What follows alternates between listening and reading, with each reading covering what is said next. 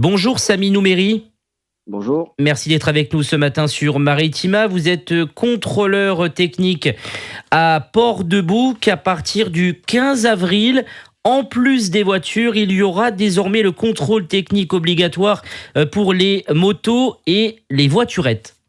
Alors en fait, c'est un contrôle technique qui est de catégorie L. C'est ce qu'on appelle dans le jargon du contrôle technique, qui va concerner toutes les motos, les scooters, les voitures sans permis ainsi que les quads. L'État a mis en place un calendrier pour ceux qui ont leur véhicule avant 2017, parce que là, à partir du 15 avril, ce seront les véhicules qui seront à passer avant le 1er janvier 2017. Mais on va faire ça, enfin, ils vont échelonner les dates.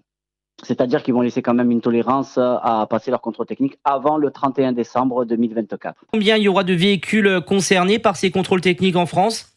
Il y a déjà 3 millions de véhicules de catégorie L en France. Donc, comme je vous l'ai dit, déjà, on va passer ceux à partir avant 2017. Et puis, ce sera 2017 à 2019, ce sera en 2025, et ainsi de suite. Ça laisse du temps, hein ? Oui, ça laisse, ce sera l'année en cours. Donc, pour pas charger les centres de contrôle technique, on va mettre en place un échelonnement, justement, par rapport à la date de mise en circulation.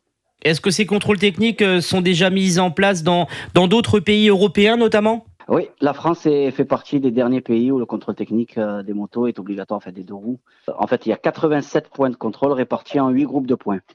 Donc, il y aura l'identification, le freinage, les organes de sécurité, l'éclairage, tout ce qui est structure carrosserie, le carénage, la selle et tout ce qui est pneumatique et d'autres choses. C'est un peu comme une voiture, mais version moto, on va dire. Alors ça a demandé une formation en tant que contrôleur technique pour désormais faire ces contrôles ?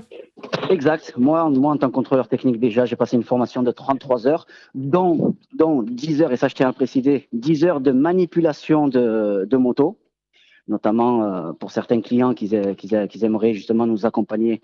D'ailleurs, à ce sujet, on va autoriser dans notre centre de contrôle le client à rentrer avec nous pour qu'il puisse voir de près comment on contrôle un deux roues ou un quad ou un véhicule de catégorie L, quoi.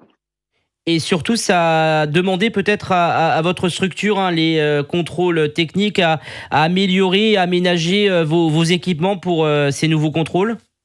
Alors oui, pour 2024, au 15 avril, on a eu à peu près 4 000 € d'investissement qui sont répartis dans des béquilles, des blocs roues, des tables élevatrices, ainsi que des criques pour lever les véhicules justement concernés. Et à partir justement du 1er mars 2025, il y aura un sonomètre, il y aura un céléromètre pour les 50 cm3 pour le contrôle de vitesse et contrôle justement du bruit aussi. Donc ça va demander un investissement supplémentaire qui va monter à plus de 20 000 €. Est-ce que le prix sera identique à celui de la voiture ?